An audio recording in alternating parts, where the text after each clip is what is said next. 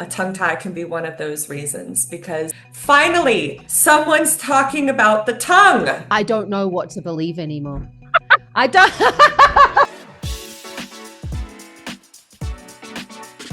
Kia ora and welcome to Singers Having Coffee. It's so lovely to have you join me today here on the podcast. I am your host, Zoe Stebe, and I could not be more excited about our conversation today. Jessica Luffey has changed my life. This woman has changed my life. And if it was to go into a song, it would be, I have been changed for good. Jessica Luffey is one of the world's leading experts on orofacial myology and tongue ties. We are going to get into all about tongue ties, what they are, how to recognize them, but also Jessica's journey as a singer who's been through 2 tongue tie releases. I've been through one, and that makes me already think like, wow, what it felt like to sing before tongue tie release and then afterwards.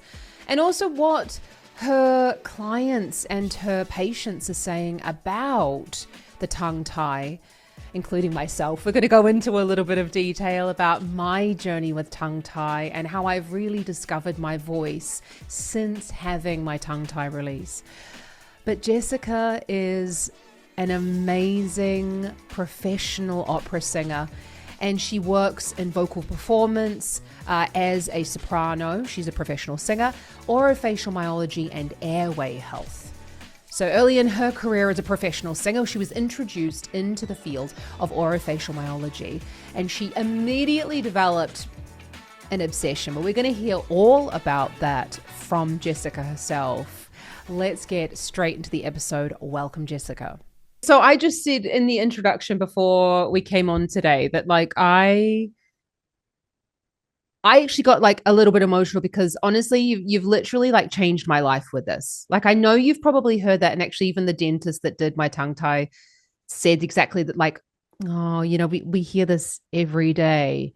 Yeah. But I honestly, it's changed my life in the way that I have not had this freedom in my singing voice since, fuck knows, I think like maybe I only know because my degree is on the wall, but like since 2011.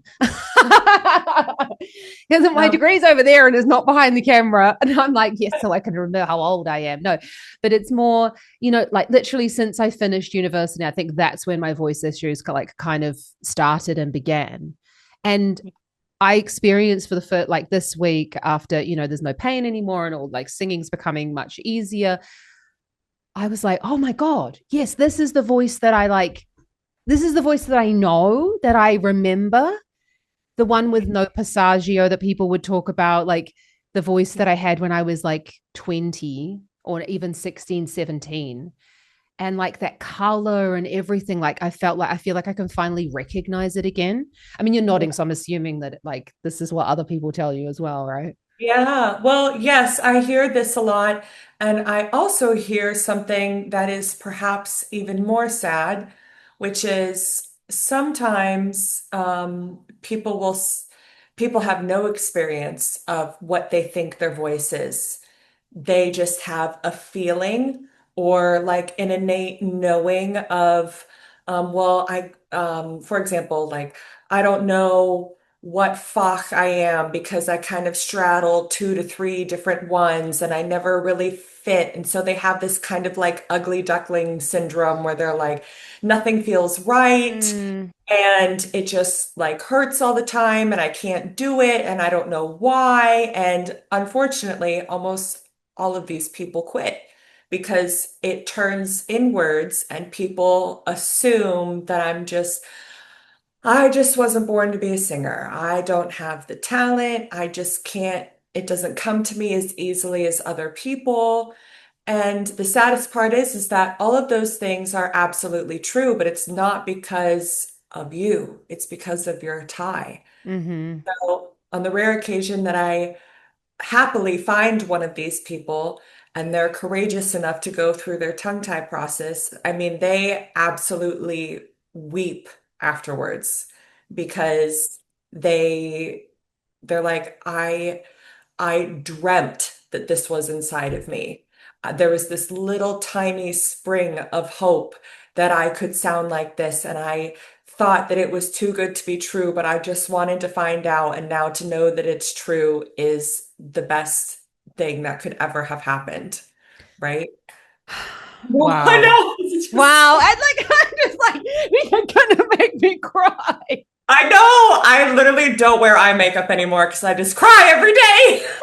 I can imagine because obviously, like, I mean, as I said, that's even what the dentist said to me. Like, we hear this even the person before me, she was like, this person is like 35 years old, has lived with like chronic neck pain, lived with all these like this issue, like TMJ issues, working with those like bitey things that you wear when you're sleeping for teeth grinding, and like spent all this money on dental work, and like not a single one of those bloody dentists or orthopedic or anyone's ever said like, hey, have you thought that it might be your tongue tie?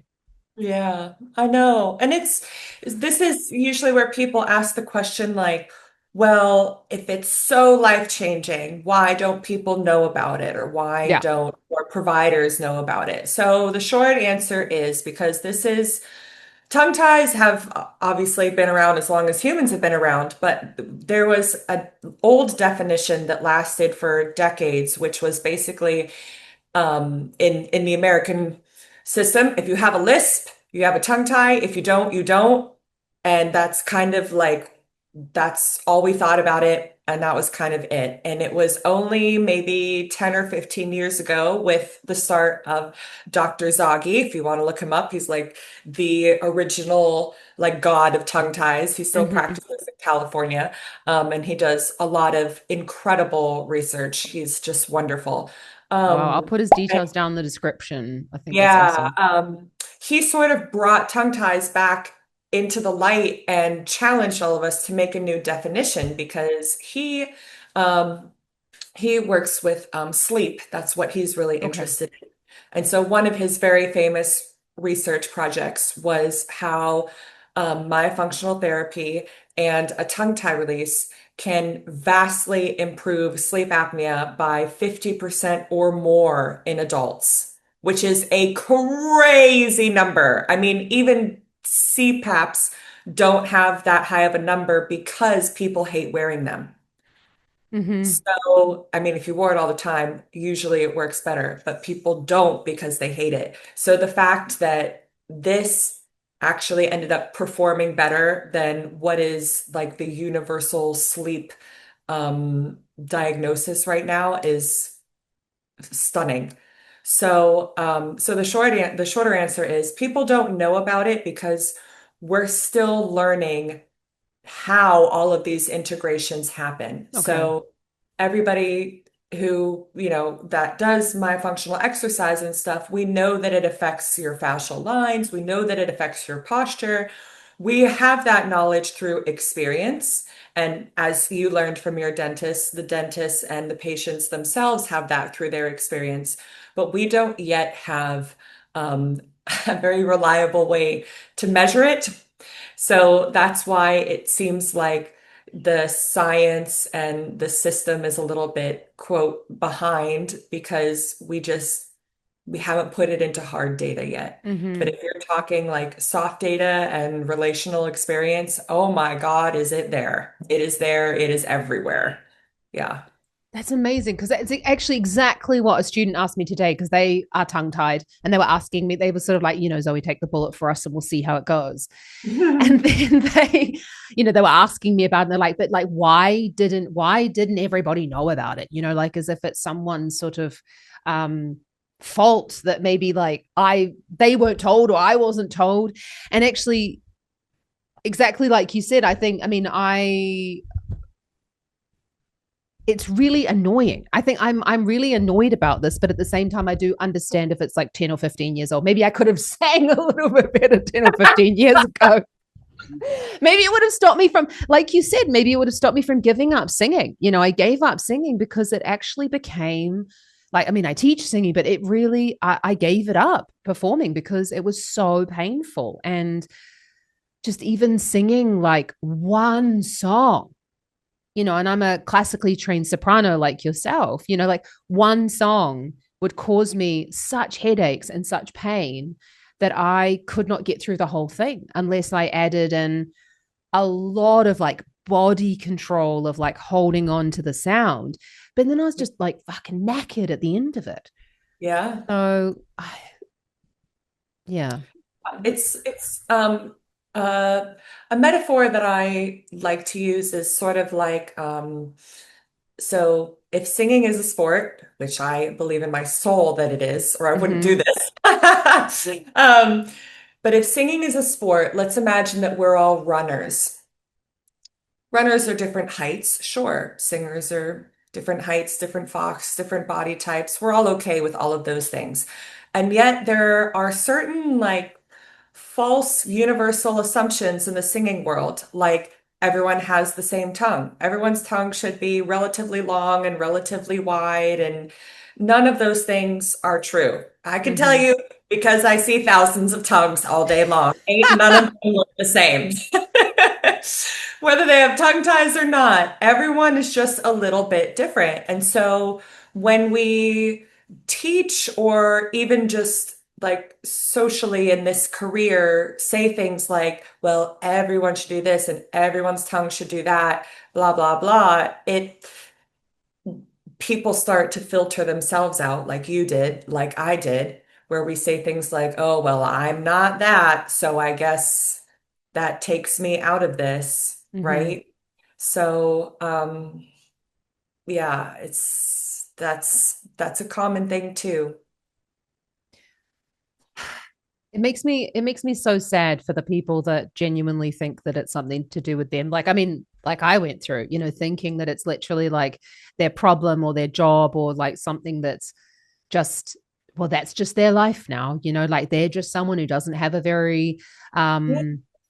what's the word I'm looking for? Like a very not malleable voice is the word, like what's the word? Ah, Flexible. yeah, flexible, but also like for someone who doesn't have a voice that can withstand a lot.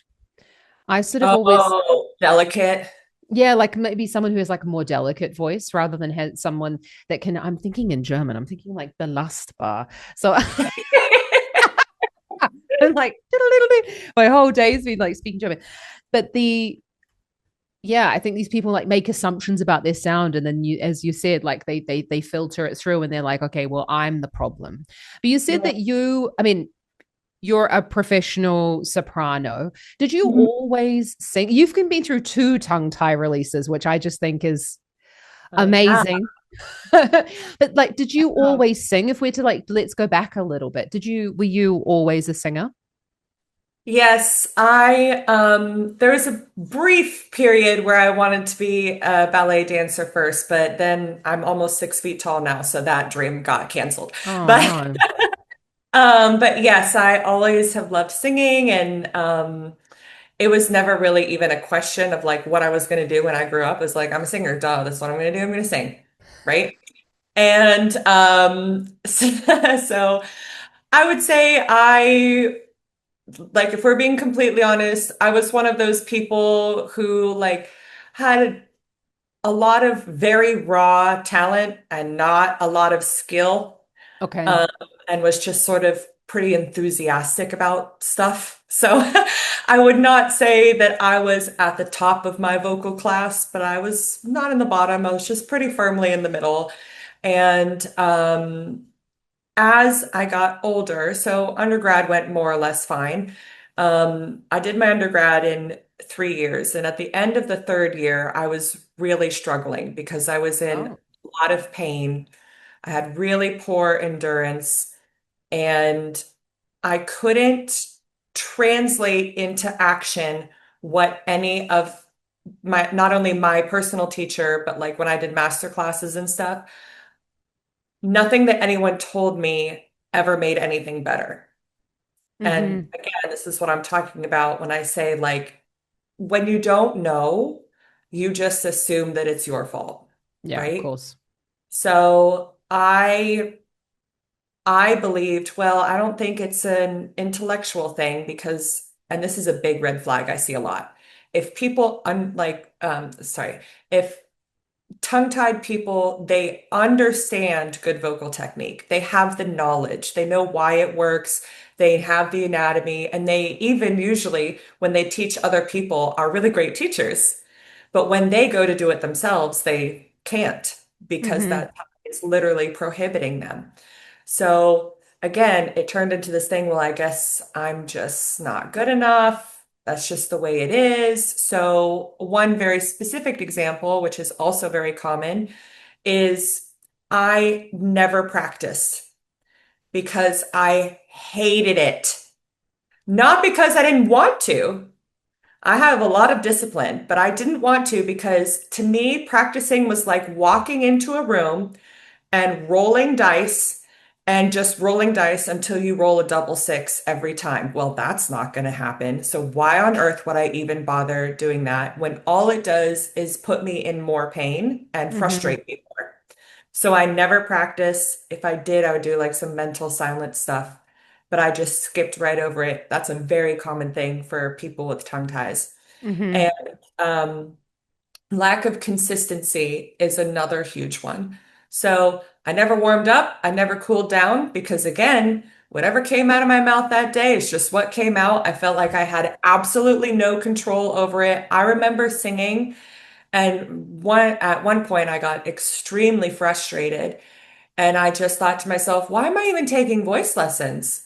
Because nothing actually is helping me be more consistent or like changing the fact that all I do is just walk out there and hope that what comes out is what I want to come out.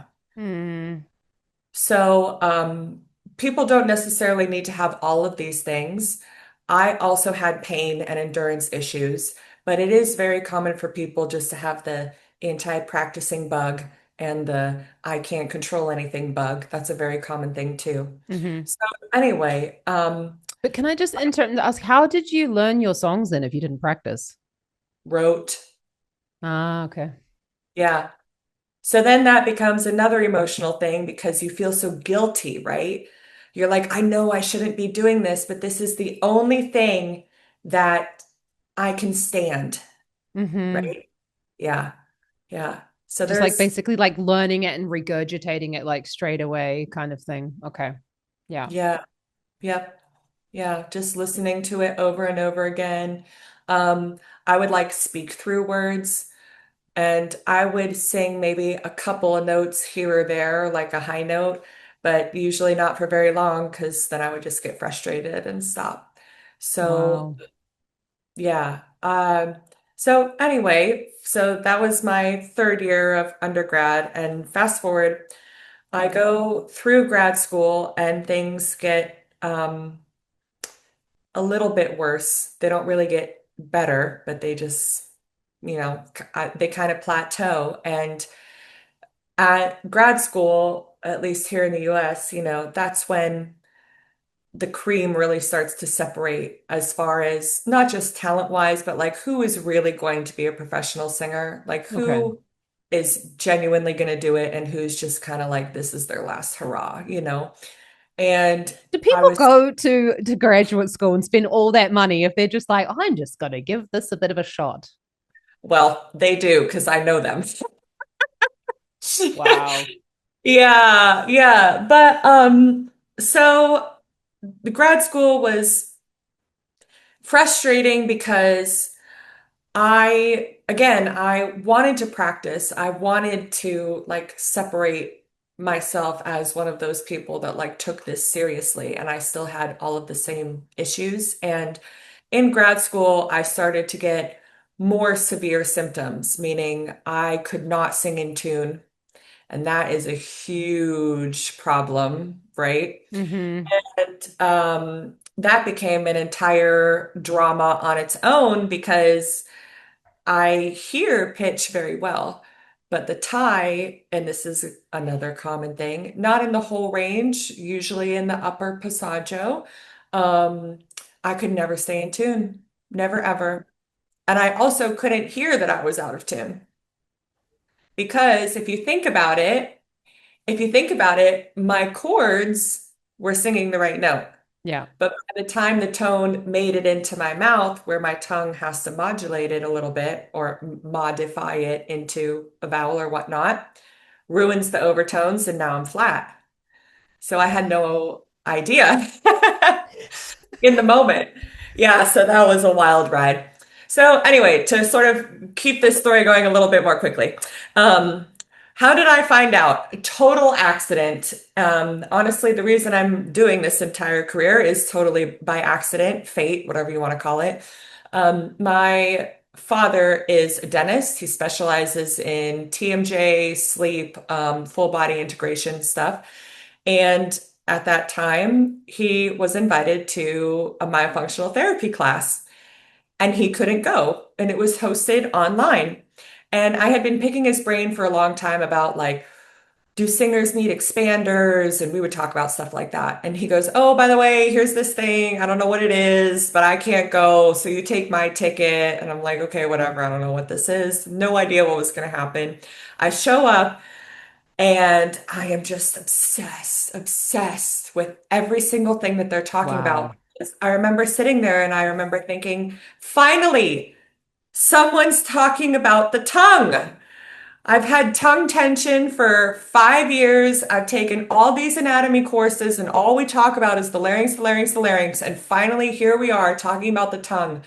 Oh, and I just felt so relieved and obsessed. And it was in that class towards the end where we all did a little self-assessment for a tongue tie. And I'm sitting there thinking, oh, well, I don't have one of those, so I'll be just fine. Isn't that nice to know? I don't have a lisp, right?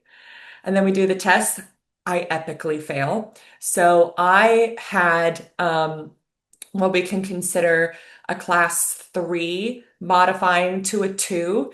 And it was like quote unquote hidden, like there was no white line. It was kind of behind my tissue. Oh, So I had a moderately severe one. And I'm thinking about this, just absolutely like slapped in the face about, oh my God, I have a tongue tie. What does that mean?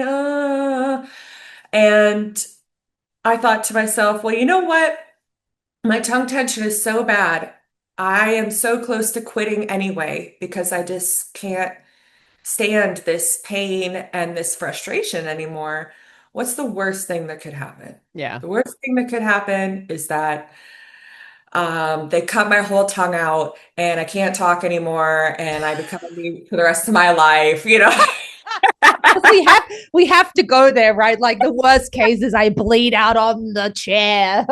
Yeah, like, and then I'm gonna bleed to death from my mouth. Yeah. I went there too. I went there as Yeah, well. I right. was like, what if they get my whole all that those things under there? There's some Right? vessels in there. Yeah, I'm gonna have to talk in sign language for the rest of my life. Yeah, maybe that'll make my career better if I'm a sign language singing person. Who knows? No, so the teacher of that class knew a surgeon who she had already like worked with multiple times and trained. I'm like, okay, I feel kind of safe going to this guy because he knows her and okay, so I flew to Denver to go see him. And in his defense, he did an absolutely beautiful job. He did not do anything wrong. Mm-hmm. Um, the only thing was that, and this is something that I personally do, as you know, with all of my private clients, is that if we're looking for a tongue tie release surgeon for a singer, there are even more parameters that we need to check beyond just as a human. So if Mm-hmm. you're a normal human, we need to make sure that they have the right kind of laser. We need to make sure that they're familiar with a cave suction hold, what is called an active release as opposed to a passive release. But when we come to singers, there's even more things that we need to do. And Ah, okay. this gentleman just didn't do the singer things. He did all the human things perfectly. So what that means is at my first release, I would say my tongue went from about 60% mobility to about 85, 90% mobility. Oh, wow. So I got a lot of fantastic changes. Pretty much all of my endurance issues went away. A good portion of all of my pitch problems went away. Not all of them, but quite a lot of them. Um, Issues with vowels. My high notes got better. My melismas got faster. My breath support, I finally was like, oh, that's what that feels like. Wow, there's something down there. Like you said That's in what one of I your was saying to you because I was like, is are these my core muscles? I've never in my life, I do a lot of weightlifting and I have like literally wrecked my back so many times that I actually have kind of gone straight away. Like I've gone very far away from deadlifts and stuff like that because I wasn't able to brace properly. And Mhm. I thought it was because I had abdominal surgery when I was a baby. I had my kidney out, but they like cut through all of my abs. But then I was asking a couple of surgeons and they were like, actually, no, it should have all grown back absolutely fine and you've got no issues. So there should be no reason. And I was just, now I'm like, holy shit, that's the little fine reflexes and things like that. So now that it's developing and I'm like, the mind muscle connection, I'm starting to develop it. I'm like, wow, this is gonna be really cool for bracing when I get like back into like low weight deadlifts before I'm like a little bit nervous about pulling out my back again. But yeah, that Yeah. feeling those core muscles, it's amazing.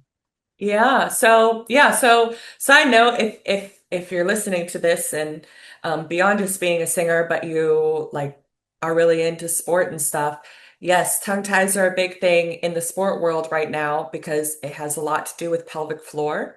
So Mm, people, especially women who lift heavy weights, CrossFitters, we, if we are having trouble with the pelvic floor, a tongue tie can be one of those reasons because it prohibits the pelvic floor from, just like your tongue, it prohibits it from its full mobility and therefore its full strength. Because in order to reach your potential of your full strength, you have to have your full mobility. So, an example oh, I use all the time is let's imagine that you have a bicep tie instead of a tongue tie. If you're doing a bicep curl, but you're only going about 6 inches to your shoulder, it's really easy to move a 100-pound weight, but you're not doing a full range of motion. If you extend your arm all the way with 100 pounds and then bring it all the way back up in a bicep curl, that takes a lot more strength. of course, yeah. You have all of that mobility, right? So this has a lot of, I mean, tongue ties goes obviously way beyond singing. It goes into sleep and it goes into sport. It goes into flexibility. Yeah. Jessica, this my honestly, my mind the whole week it's been like I don't know what to believe anymore. I don't Tongue ties. I don't know because I also said to my students, I was like, right, this is what I believe to be true until this moment. I don't really believe that that's true anymore. And it's really changed my life. But actually, as you say on the sleeping thing, my sleep has improved um, hugely. I've been an insomniac since I was like 7 years old. Like, I don't think I ever in my life got good sleep. Mm, Even with like hemp oil, CBD, trying night, whatever the melatonin gummies, like absolutely everything. I've always been a really terrible sleeper. And actually, over the last week and a half, I have finally been sleeping through the night. yeah. And I've like tried tongue taping, nose strips, washing my nose out. Like beforehand, I tried everything under the sun to get better sleep. Wow, Yeah. that's amazing. Like this tiny little thing. I want to, if I may, I want to go backwards to something else that you said. Of And course. I want to thank you for being this person because a lot of people that teach, and most of us don't realize we're doing it. But when I was talking earlier about morphology, how we're all just a little bit different, if you're a teacher, I think it's even more important that not only you assess your students for a tongue tie, but you assess yourself. Because what so often happens is that unintentionally or otherwise, we teach the way that we sing Mm-hmm. and we sing with our tongues, right? And so if you have a student, for example, that just really cannot do a certain position, it might be a good clue to say, oh, well, why do I choose that position? Do I have a tongue tie? Mm-hmm. Because, it's sort of like two fish meet in the ocean, and one of them's like, how's the water? And the other one's like, what's water? It's exactly what's going on here. We just see life through our own little filter. And if we're unaware of our tongue tie and we're unaware of someone else's tongue tie, because these are so common, I Mm-hmm. mean, chances of us being able to have a genuinely clear conversation is very low. So I want to thank you genuinely for like realizing that and saying, well, you know what? Why do I teach like this? And I did think that was true, but now I'm not so sure because now you have a different viewpoint. Now you have a Mm-hmm. different tongue, right? Yeah, Oh, it's very, absolutely. I mean, I really have worked hard on not body mapping and telling students how it should feel because exactly like you said about your training, it never made any sense to me. Like what other people were trying to teach me, I was like, what are you going on about? Like that is but the other thing though that I was very good at was I was very good at hiding it. So I was always making other choices and I never really understood what they were talking about, like engage your core. I don't think I ever did what they asked me to do, but I sort of like made a sound that made them go yes. And I was like, well, we'll go though that one then, like you were saying about singing out of tune, and I in my head, it took me back to singing competitions where I sang this aria, and I thought I'd done so well. I was like, I don't know, maybe 17 years old, and I'd sung this really long art aria, and it was art song, so it was sort of like supposed to sort of sound a little bit atone. It was an atonal art song, and I right? got to the afterwards in the adjudication. I didn't win. I think I came like fourth or so. I don't know. There were like maybe five people, and I came fourth. And then I said to my teacher, oh, that's just disgusting. I don't know why I didn't win. I should have won, really. I sang so well. And she said, Zoe, you were completely out of tune the entire song. Like, Oh, but you wow. were spectacularly a half step off the entire song. Oh, But I could not hear that I was out of tune. I have a very, very good ear. But right. in that situation, like a very good ear. But it always weirded me out that when in some situations the recording never sounded like I knew that I was singing.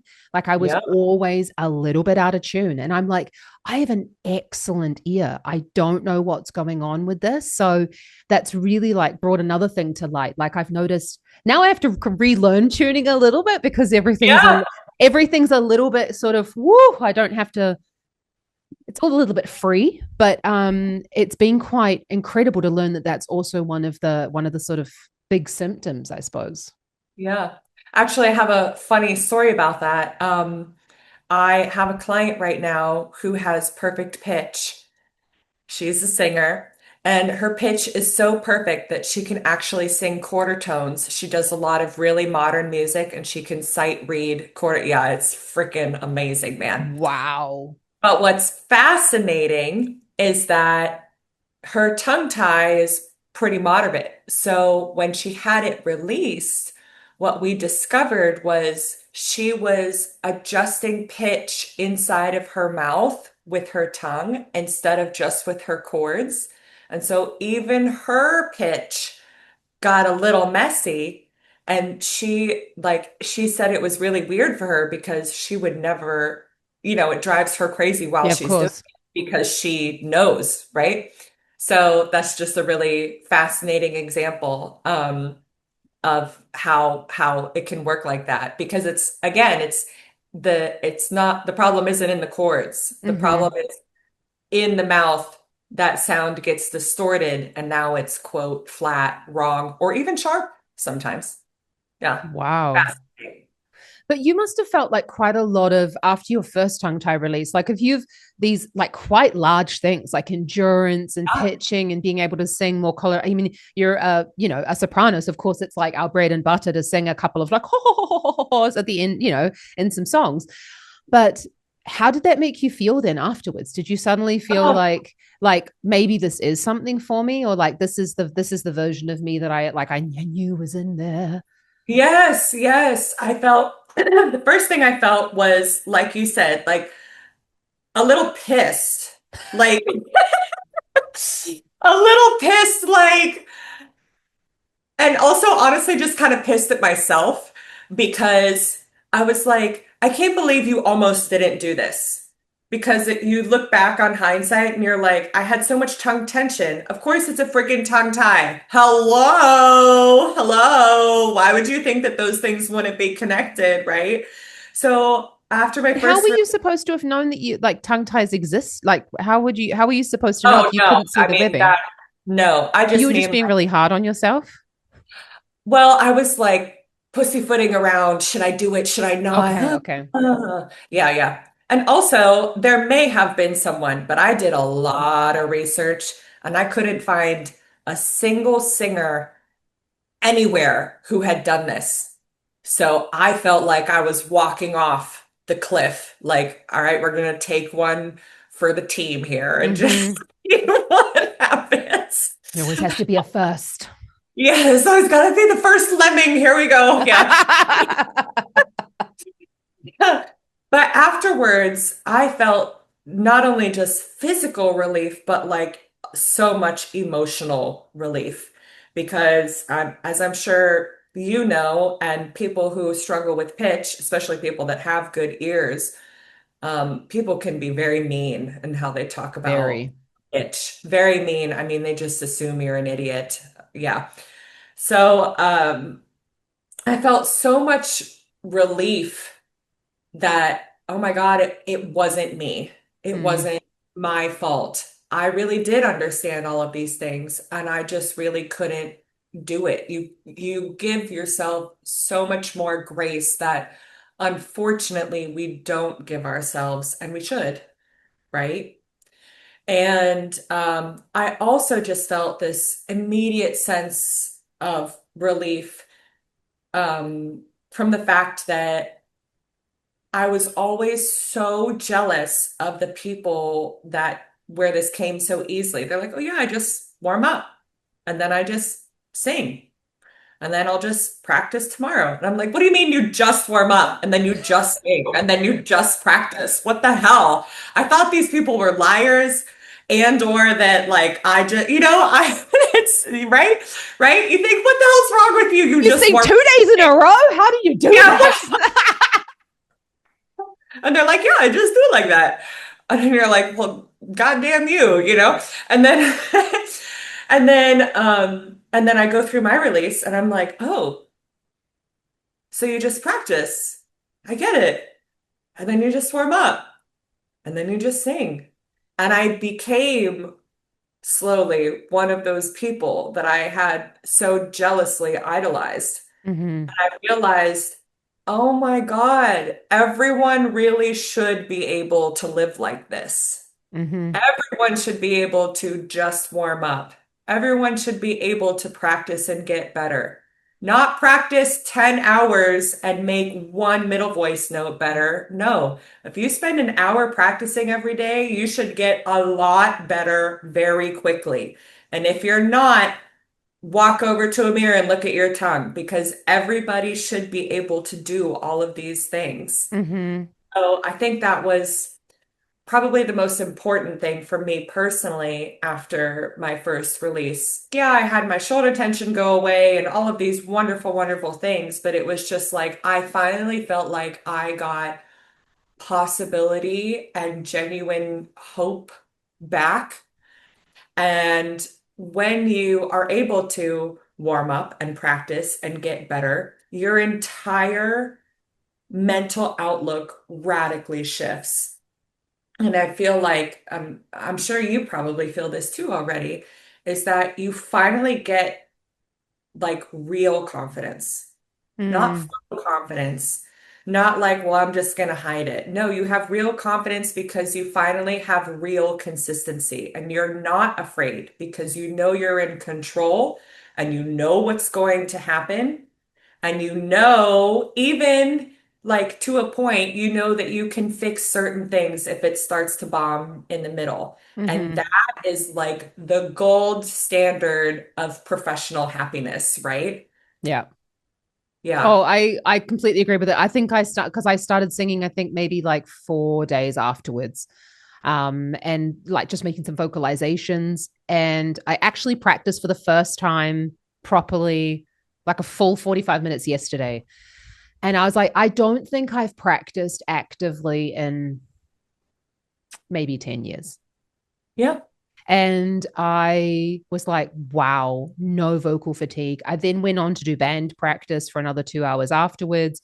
And then ultimately, then I did stop with the band practice because I was like, no, this is getting uncomfortable now. I'm still at the beginning of my tongue tie journey, having only done like, what, 10 days ago or something like that. Or no, 2 weeks ago, coming up tomorrow. Mhm. And so, that's just going to be something that will be built over time. But it definitely gave me that confidence behind the microphone yesterday at band rehearsal to know, like, I know, okay, the pitch instability is not because I'm thinking the wrong pitch, it's because this is a new version of my voice that's sort of like being like let go. And all of a Mhm. sudden I was like, Jessica, I am a high soprano and I have not been able to hit a high E flat since I was like, I don't know, 20. And the reason why I remember this is because that was the show that I was in where I was like forced to sing E flats the whole time. And like the other day when I was practicing yesterday, I was hitting high G6s and I was like, I've never been able to sing a G6 in my, not even squeak that sound. Like Mhm. it would be like just air, the nothing, and just air and pain would basically be it. And a contorted like hamster face. But I actually managed, like, it's not a sung sound just yet. It's still like just a bit of a noise, but it's still a noise that I was able to actually control and descend down off. And I was like, what is this sound coming from my face? And absolutely gave me huge confidence. And like you said, lots of crying has been going on, like Yeah, yeah, lots of crying. But I also think it's because, I think a little bit about the energy as well, and maybe the energy being kind of stored and it yeah, being released, and a lot of the emotional energy that comes from, especially for me, not being able to express myself fully through song. But that's yeah. even something for me of like being able to just sing around the house. I stopped singing around the house many, many, many moons ago. That actually on Saturday, I was sort of like just, I don't know, belting some shit out because I was like, let's try this new voice out. And then my husband said, are you going to do this all the time now? Maybe I will. Like, you haven't sung like this for like at least I haven't heard you sing in the house since we've lived together, like since we started living together 15 years ago. And I was like, yeah, because it was hurting. I was like, I had used my daily voice allowance at work and I didn't have any voice left. And I'm like, now I'm singing around the house. And he's like, it's nice to see you. Like, it's nice to hear you singing again. Like, it's really nice. But maybe if you're going to do all of the really loud stuff, you could go into the basement. I love you so much. Please go away. Yeah. Yeah, he's like, I love you so much. Where are my noise canceling earphones now that you're going to be, it's usually your students that are making all of that noise. But now that you've been online, I don't have to hear them. And now it's like, how many hours are you going to be practicing? But Yeah. yeah, it's definitely been something that's absolutely like opened my eyes. And I think, you went then, did you notice something different after you had the second procedure as well? Or I mean, obviously there was then the singer version, Yes. the upgrade. Yeah, so the story of the second procedure is I had my first one, as you recall, when I had just taken this class one time, you know, and then I was still obsessed with biofunctional therapy, and so I got my certification as a specialist in myofunctional exercise.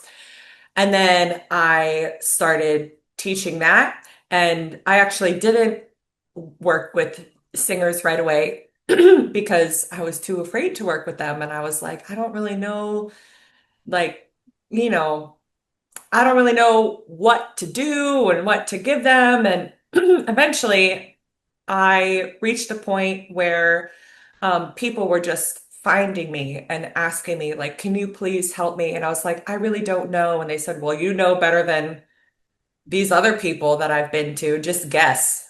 And I'm like, okay. So I sort of like kind of reluctantly started working with singers, and it's been over 10 years now since doing that. Wow, So now cool. I mean, I just adore working with singers, and so I would consider myself pretty much entirely self-taught by you all.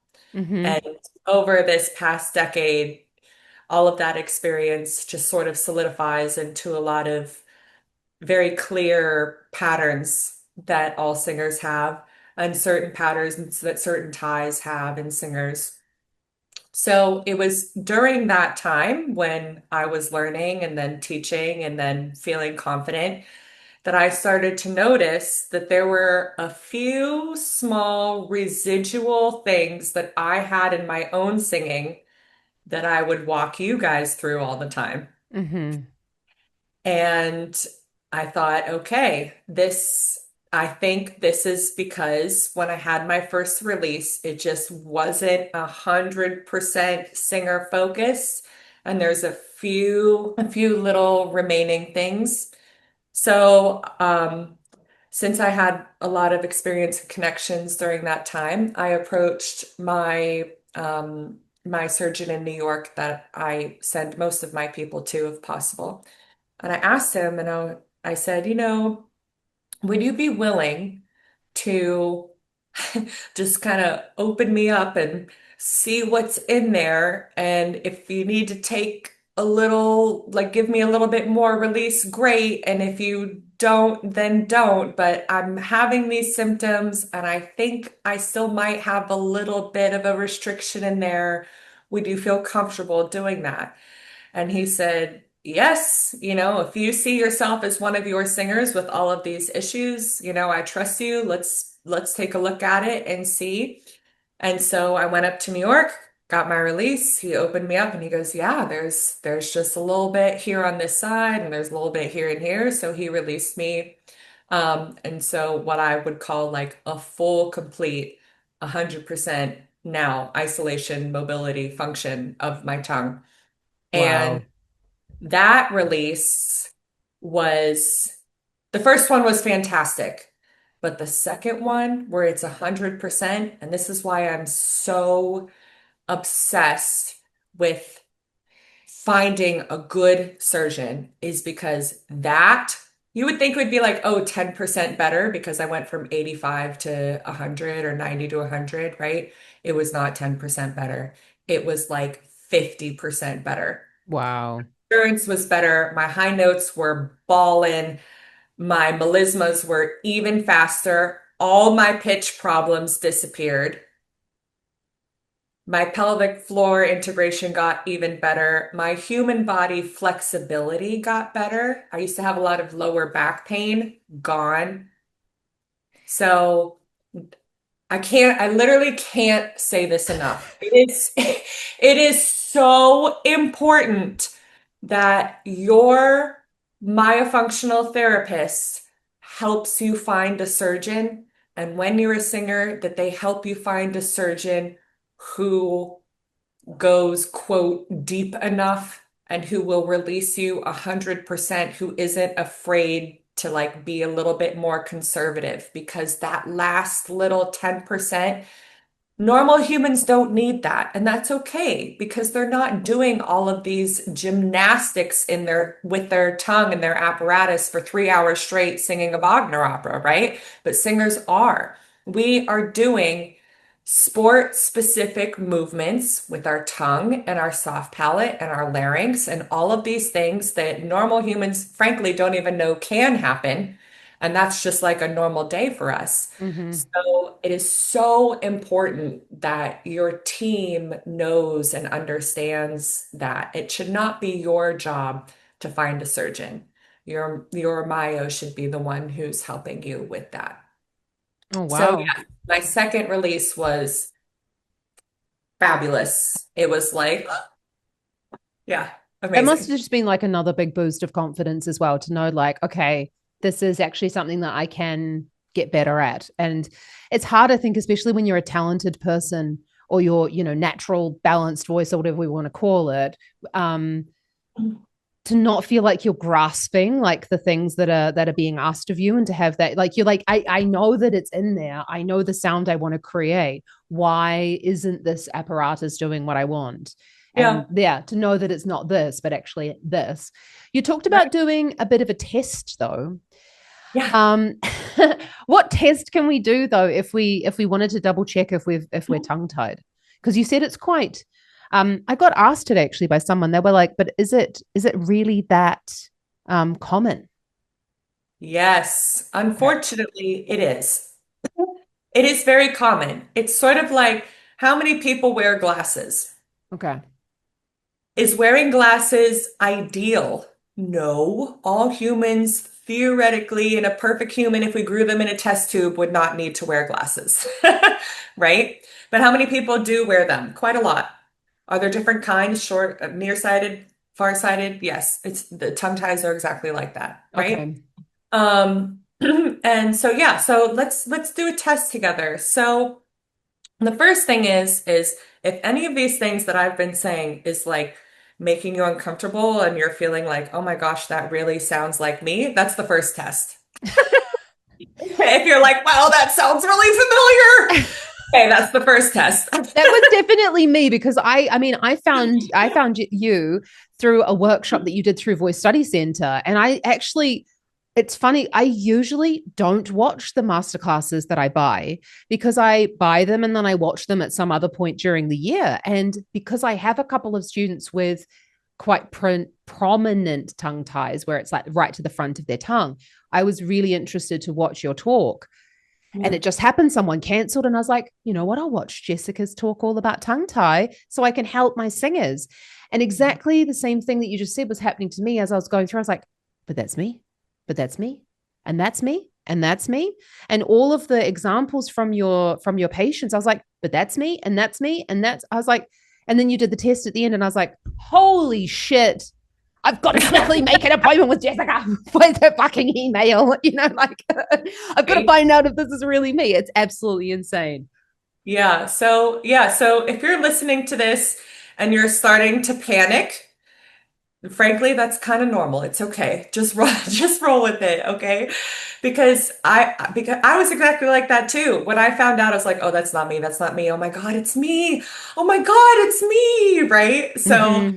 yes. But let's do like the official test now. Mm-hmm. So, um, I'll let you choose. Do you want to do the shortest version or like the most telling version or both? Can we do both? Because the one that you did, are you going to do the one with the fingers? The Hmm. I did that with a student, and then she like totally failed. I mean, it's very obviously a tongue tie. They went from like three fingers to one. Then she went to the dentist, and then they said to her that she doesn't have a tongue tie. Yeah. And I was like, how is that possible? It's like really obvious. You can see it in her mouth. Is that Yes. is that normal as well? Unfortunately, it's very normal because, again, most people think a tongue tie is a lisp or not. Okay. If you have a lisp or you have a tongue tie that severe, it's sort of like having an extra limb. It's like, oh yeah, I can see that. I can see that you have another arm, right? Mm-hmm. Um, so if you do this test yourself and then you want to seek out a professional to like give you confirmation, I am totally, by all means, do that. I want you to. Please Yeah. do it. But ask someone who is an expert in tongue ties. Mm-hmm. Do not ask anybody. And certainly don't ask a provider who has already seen you your whole life and hasn't mentioned it because they obviously don't know, right? Mm-hmm. Yeah. So please ask somebody, but ask somebody that knows about tongue ties. If you have heartburn, you're not going to go to, the nail salon. Go to somebody Well, it's who knows. interesting because they went to the dentist, and then the dentist, who obviously they've been to, and then the dentist said, no, you don't have a tongue tie. And I was like, but you have all of the symptoms. You Yeah. literally failed this test. You can see it in your mouth. And then I don't understand. So I was like, maybe you don't. But then I didn't realize maybe that was also normal. If that, but you're totally right. Actually, if the dentist didn't see it beforehand, Yeah. crazy. And there are so many fabulous dentists out there that do know what they're talking about with tongue tie and have lots of experience with that. But it will say that on their website Mm-hmm. and they will talk about it, right? So, again, because that definition is just so old, when I mean, dentists did learn about tongue tie, but they learned about oh, do you have a lisp? Can I see a little rope under your tongue? And so they view everything from that lens. So if you're going to ask somebody, quick Google search, tongue ties near me. It's that Mm-hmm. simple. Yeah. Cool. And also Yeah. I'll put your details down in the description because I know that you do they can book a call with you as well for free. And you also have different options as well through your group training and your one-to-one trainings. There's like lots and lots of different options there as well. Yeah. Yes, totally, totally. And Cool. I see people, as you know, from all over the world. So happy to book a call. So this test, let's do the short one first, Okay. actually. So we are all going to make some tongue click noises. I do want the noise. So I'm going to suction my tongue to the roof of my mouth, and then I'm going to snap it down to make noise. Cool. That's right. So if you're making that noise, the only way to make that noise is to bring your whole tongue up like a pancake, like a rug, all the way onto your hard palate, and then snap it down. What we want from there is we want to hold that upwards position for a few seconds before we snap it down. Yeah. So if you can't even hold it up there for a few seconds, that's already telling us something very important. Because you'll see lots of people who leave the tongue down, and then when they make that noise, they just bring the tongue up very quickly, right? But I want you to actually hold it on the roof of your mouth for a few seconds and then click. Cool. Now here comes the actual test part. Wow. As you suction the tongue up and you hold it on the roof of your mouth, I want you to see how many of your fingers you can fit vertically in your mouth. So like we're using our hand like a little ruler. Can I fit one finger, two fingers, three fingers? Right. Good. In a little line. That's right. Fab.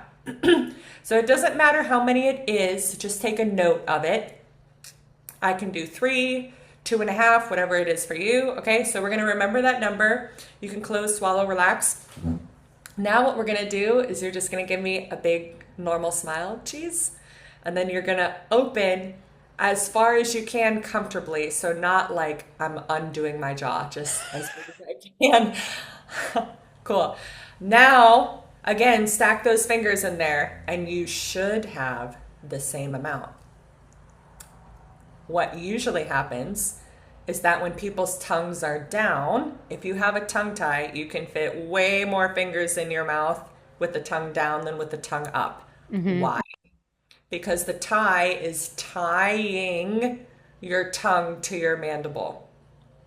And when I ask the tongue to go up, that's a contrary or opposite motion of the jaw. And the tie doesn't allow that stretch to happen.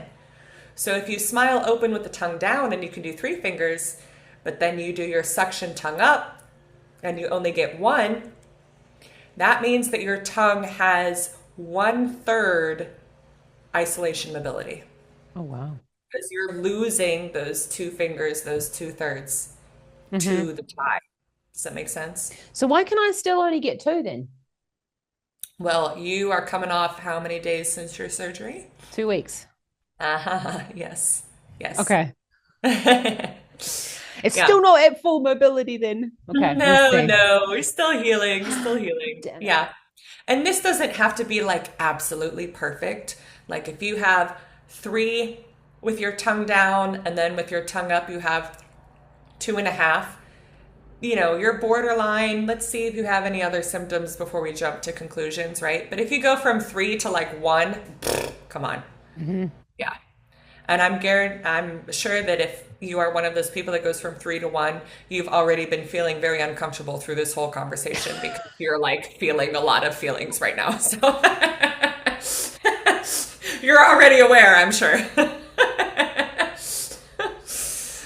Cool. Okay, so let's do the longer test now. So when I put my tongue up in that section, it is more intense because I require the back of the tongue, the whole tongue, including the back, the root, to be up against the roof of the mouth. So I'm not letting any part of the tongue separate. But there's another one that we can do, which tells us how a tie might be affecting your singing.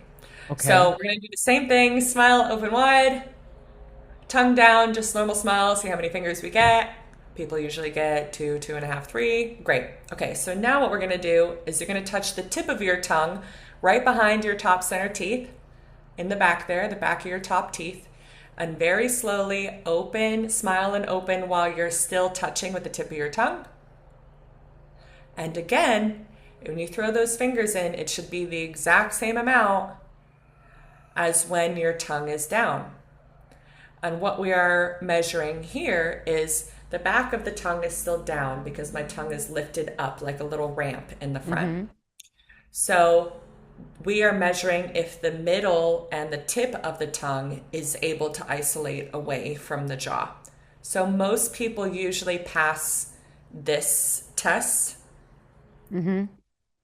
but most people usually fail the posterior one. Why? Because the posterior test is more intense and it also shows us if somebody has what we sometimes call a hidden tongue tie. Mm. So, a hidden tongue tie is just one that isn't like a white rope that we can see. So, let me be clear, tongue ties we can't see ever. Ah. Even when we see the little like rope come out of the tip of the tongue in very severe ways, we're not seeing the whole thing. It's like an iceberg because that tie actually goes into the tongue and can branch out like a spider web into different muscle groups of the tongue. So a tongue tie, we think about it like it's a rope, like it's one line, but it's really not like that at all. It's shaped like a spider web. And some people's are actually a little lopsided. They'll be a little more on the right side. So another interesting test is, do you have more body pain on your right side than your left?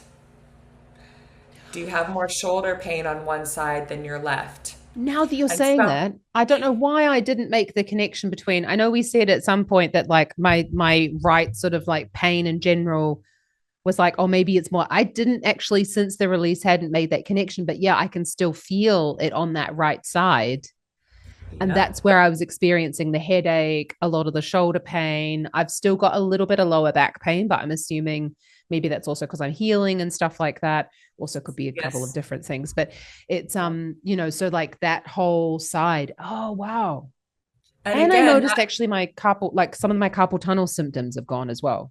Yeah, yeah. And that again is part of that deep front fascial line Wow. integration. So if you have that spider web like yours that was a little tighter on the right side, it's going to affect that line more on that right side as well. Yeah. So anyway, going back to this test, normally when we do these, we do the tongue down, and then we do the tongue tip, and then we do the section one. And we're basically like slowly making it harder for your tongue. Mm-hmm. So I will say though, in my opinion, if you're a singer, it doesn't matter if you passed the easier tongue tip test, but you failed the posterior test. In my mind, if you have a restriction, if you have a tongue tie, that's all you need to know. It doesn't really matter what kind, because for singers, that posterior part of the tongue is the most important anyway. So even if you're like, oh, the tip of my tongue's fine, it's free, and I got a posterior one, but who cares? Well, if you care about your soft palate, you should care. If you care about your laryngeal height, you should care. If you care about singing a pure E vowel, you should care. If you care about the fact that you can't get into a pocket on your high note and stay there without choking out, you should care. Hmm. So that's why I kind of just give everyone the suction test if you're a singer, because that's really the only one that matters. Do you have a tongue tie or not? The end. Okay. So we did that by, again, we did smile, open. Tongue is behind the bottom teeth first with the, see how Uh-huh. many fingers? Yep, just gently down at the floor of the mouth, just down, seeing how many fingers I can fit like a little ruler Hmm. between my teeth. And then I And suction the then, tongue. yeah, make some clicks. Good. And now you're going to hold the tongue up in a suction for 3 seconds. One, two, three, click. One, two, three, click. Good. And then as you hold it up during that one, two, three, yep, measure with the fingers again, see how Hmm. many you get in. And if you want to, you can do some quick math and see how much mobility does my posterior tongue have. If you Mm. go from 3 fingers to 1 finger, you have 30% mobility. Okay. You And go from, why do we do the little tongue clicks in between? oh, the tongue clicks is just because that's the fastest way to teach that position. Mm. If you want to go down a little rabbit hole, Love a anyone rabbit who's hole. listening to this who like knows about mewing, Hmm. Dr. Mew. Dr. Mew is more or less like one of the unofficial creators of myofunctional therapy. The He, original Dr. Mew, though, the one that died, though, right? Like the well, both of them, both both of his them. son Okay. and the OG, yes. So his son is still alive. And what is fascinating about the two of them is that if you want to get in on the drama, he's an orthodontist, and the ortho world literally took away his license because they didn't want to hear some of these things. So if you like drama, that's a fascinating story. So if you're familiar with mewing, Hmm. all that is Dr. Mew trying to teach the world what all myos know, which is that tongue posture is a thing, just like body posture, good body posture, bad body posture. So, to everyone listening right now, I want you to freeze, stop what you're doing, don't move, just breathe through your nose for a second, turn your attention inwards, and I just want you to see where your tongue is as you're just sitting passively listening. Is it down between your bottom teeth? Is the tongue tip up behind your top teeth? Is it out of your mouth? Are you breathing through your mouth? Whatever it is. No judgment. I won't judge you. Our tongue should be sitting on the roof of our mouth, just like that little click position that we just did.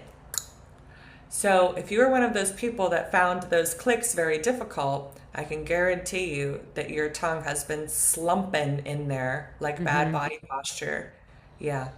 And there's a lot of rabbit holes. Again, Dr. Mew talks about how that affects the bones in our face, how we grow, how we age, how aesthetically beautiful we are. It's a fascinating rabbit hole to go down. We don't have time for that today. Actually, But you suggested that to me, and I have to say I love his app. I have the app. I've been practicing the mewing. Admit it, like honestly, the moment after my tongue tie, I noticed like that evening that I could already that my tongue just like floated up to the top of my mouth. Like it was amazing. I was like, wow. Well, this is what Jessica's been going on about that tongue posture. It was like really hard for me before, but now it just it sits up there because of all the work that we've been doing. I mean, Dr. Mew's amazing. I've also been, like looking about the whole jaw position and still I'm a bit old to like change the bone structure, but he still says there's still time for the muscles. So I'm happy about there that. is. And I have to dig up some photos because I look different than I did 10 years ago. Mm-hmm. Because all of these things that I teach you guys and even beyond, like, with correct swallow and stuff, I look different than I did. I did every single thing wrong you could do wrong, I did wrong. And Yeah, my face looks different just from changing all of these habits and stuff. I mean, I'm not a 5'2" blonde, but you know. Yeah, so it's it's fascinating. That's amazing. That is so amazing.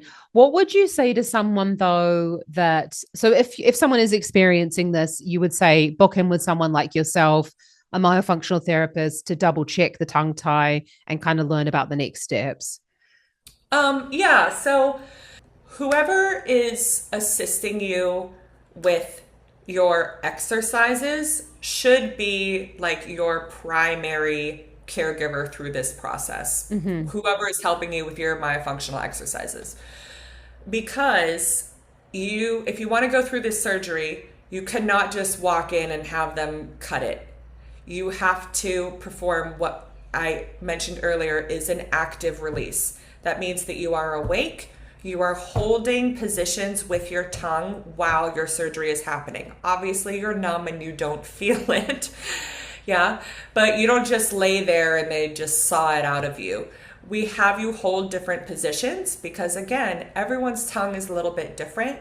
And so we're using your own tongue to help the surgeon guide us to make sure that we go far enough, that we're checking the right areas. So it really is the safest and best way to do this. So start with a myofunctional therapist because they're going to be the ones who, first of all, know what to ask a surgeon, how to find them, how to vet them, right? You should not have to do any of those things. A myofunctional therapist should be the one guiding you through that. And Mm-hmm. also, a myofunctional therapist is the one who's going to train you before and prepare you for surgery and who's going to give you stretches and do aftercare afterwards. So they're going to be the one to hold your hand through the entire process. So start with somebody that you feel comfortable and trustworthy with there. Because first of all, you should not have to go through this whole thing sort of like self-directed, right? They Mm-hmm. should be the ones that take care of you throughout the whole thing. So absolutely start there. Yes, you need a myo. Yes. Yes, you need a myo. Yes, you have to do the exercises before. Yes, you have to do the exercises after. Please, please, I'm begging you, don't do it unless you're going to do that. Yeah. I literally just had a singer last week who didn't do that. And he just went to a doctor that said, "Oh, yeah, I can do it tomorrow." If they say that, run! Run! Run! Don't do it. There'll be a lot of people that are like, "Oh, yeah, that's so easy. Let's do it right now." No! No! Mm-hmm. So he went and he got it done, and 1 week later, he emailed me and he goes, "I regret it already. Don't do it." I had a singer who did exactly the same thing. I told her she had a tongue tie. She'd resisted me for like 6 years. And we just continued singing lessons. And then literally she just went to the dentist one day and he was like, "Oh, yeah, you do." Scalpel. No, I was like, "Did he give you any exercises to do?" No. Any stretches? No. Oh, it's like, Yeah. okay. I'm fairly certain it's grown back again, like judging by the Yes, voice issues that she's been having. Yeah. that's what I was just going to say. So, like, let's not overcomplicate this. If you get a knee replacement and you don't do therapy afterwards, Yeah. you're gonna walk worse. Everything's going to be worse.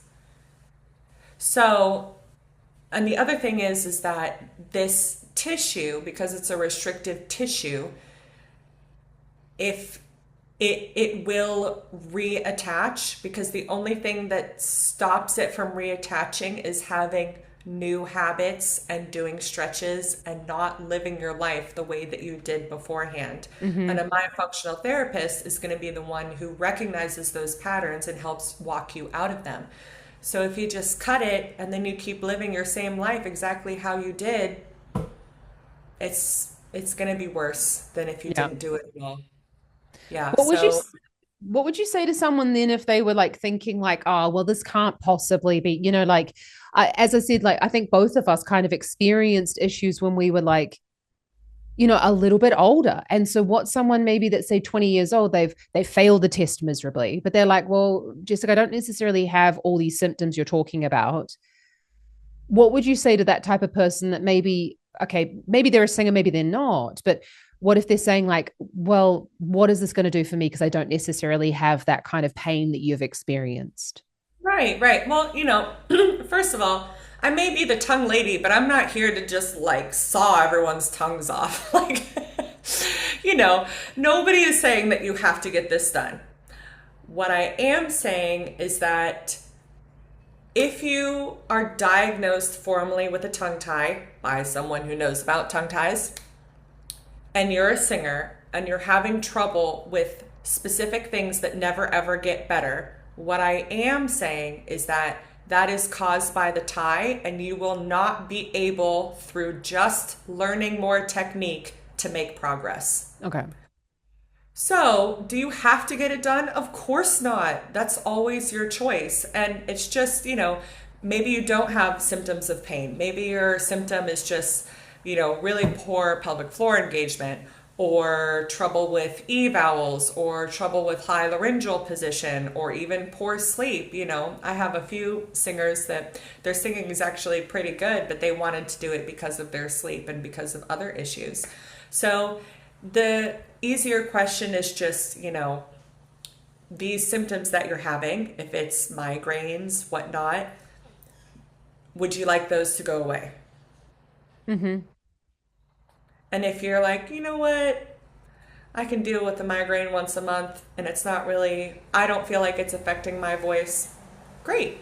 That is totally, totally your choice. If you're on the fence, fine. Mm-hmm. But in my experience, I have not yet met one person who only has one symptom. So if you think you only have one symptom, my gentle suggestion to you would be, we've mentioned quite a lot of them today, but there are even more. So my suggestion would be, let's look and see how many you really have.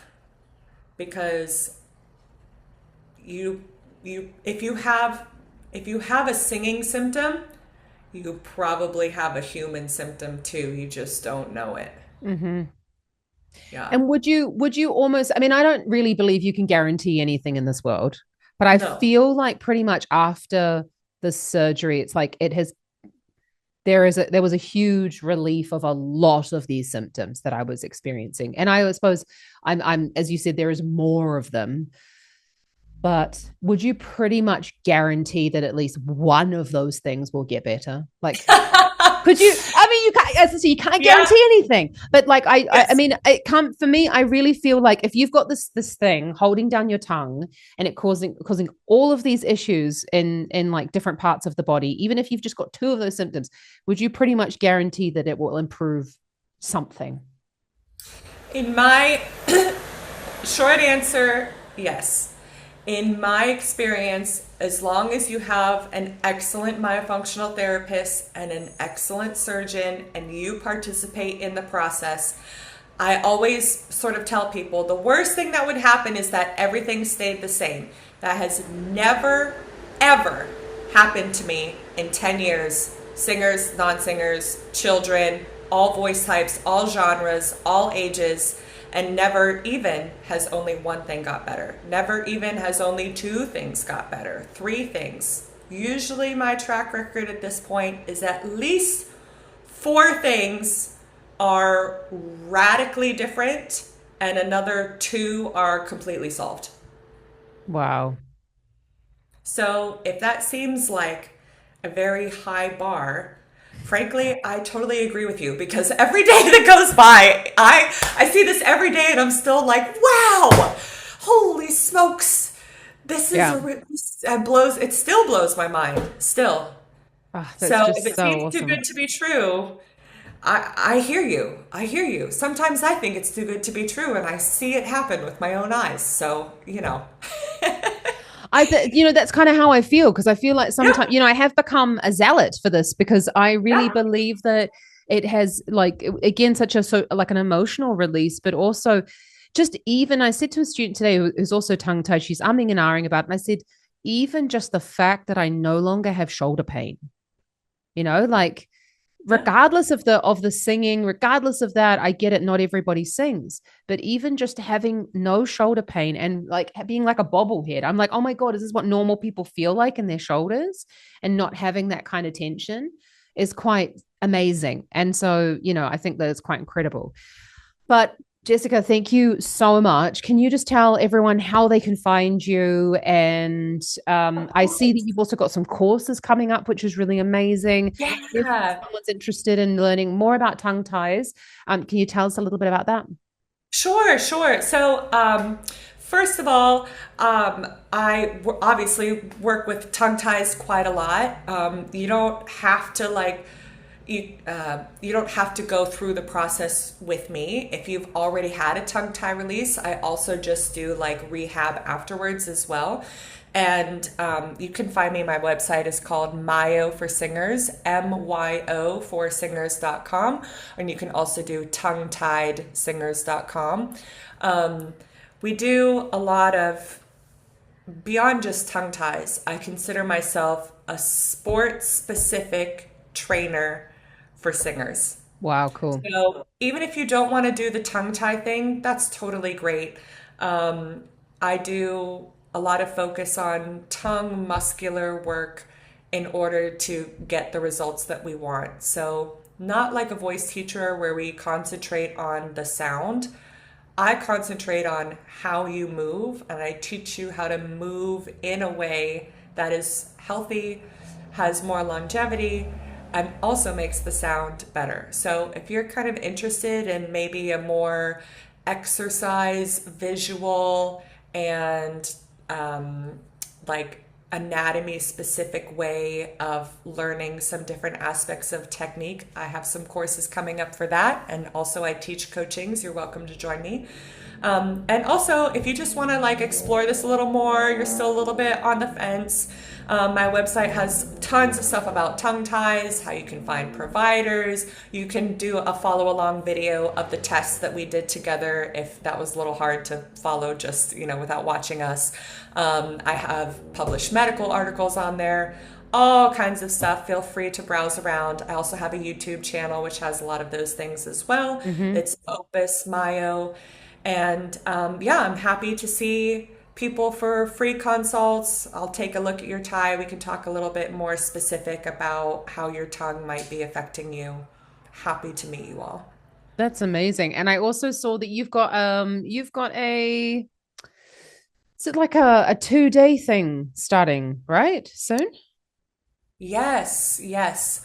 So I have a lot of, I'm lucky enough to have a lot of amazing colleagues, and I have a program coming up with one of them who most of you may know. His name is Chris Kelly. He runs the Musical Athlete, and he's a personal trainer who works with just singers as well. So he and I are going to be hosting a course that's starting in January, and Cool. it's all about it's what's called constrictive exercises, meaning we design things in a way where you either do it correctly or you fail, which Cool. sounds a little scary, but it's actually a fantastic way to learn because there is no guess area of am I doing this right or not, because we force your body to do it correctly. Mm-hmm. So it's a really wonderful way to get rid of like poor compensations and to also teach us a lot of awareness and control. So if you're interested in doing that for the tongue and for the rest of your body, you can also find that on the website. Chris is fantastic. Oh, he's a genius. So that'll be Awesome.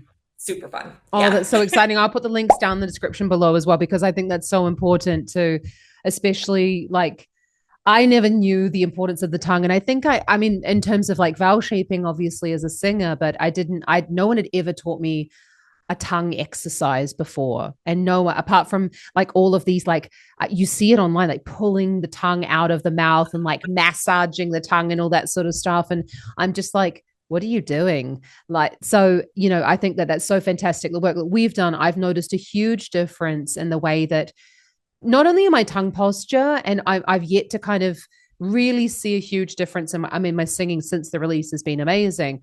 But I've noticed in the students that I've been doing like the tongue clicks with a couple of these strengthening exercises that we've been doing, much better control of the sound of the vowel, but also like overtones. And Yeah. I found it really amazing that the tone and the color was like rounder, and there was just like more resonance in there. And I just think that's really cool for something that appears to be so small, but obviously we know that the tongue is actually really huge and takes up a large portion of the vocal instrument. So I think that's it's definitely often badly taught online. And a lot of Yeah. like rubbish exercises out there. So I think your work's fantastic to know that there are things that we can do that we know if we're doing them right or wrong, rather than sort of like this gray area. Yeah, that's like a whole nother rabbit hole to go down the all of the Yeah. nonsense online. Oh God, yeah. We'll be here for 10 years. But yeah, so actually, could you tell us about that really quick? Yeah. Because I do want to point out, again, if you're on the fence about if you know you have a tongue tie and you're not sure if you want to do it, just doing some myofunctional exercise would be a really great place to start. It's not Mm-hmm. invasive, it's just an exercise. You get the bonus of having some more stretch, or excuse me, some more strength, some more control. And then eventually, if you feel like, okay, yes, I'm still seeing how the tongue tie could be affecting me, then you can go from there. But as you just said, even before you had the surgery, the amount of like control and progress that you made just with that alone Yeah. is, yeah, yeah. Oh, huge in So, terms of like articulation. I never realized and I never learned that it was my tongue tie. And like, I am someone who probably should have been diagnosed right at birth, right? Like, I yeah. talked to my mum about it and I wasn't able to breastfeed properly, but like, no one ever, my mum, everyone just blamed my mum. They didn't actually bother to look in my mouth. Um, And so, which is really sad for my mom. And I since heard, for example, like yesterday talking to a friend of mine, same thing happened to her with her baby, but thank goodness she was an advocate for it. And another friend who her mom told her that their family just can't breastfeed. That's just yeah, hereditary that their family can't breastfeed. yeah, And I was like, so you're tongue tied then? And she was like, what is that, Zoe? And so I did the test with her, and then she was like, motherfucker, I'm tongue tied. And yeah. she said, and she just started crying. She was like, what have I done to my children? And I was like, it's not you, though. You didn't Not you. know. It's not Yeah, you. Your children are beautiful and successful and wonderful, and they've done all these amazing things, and like they're healthy. But yeah, someone should have someone should have done that. That was the system's fault that didn't end up getting done.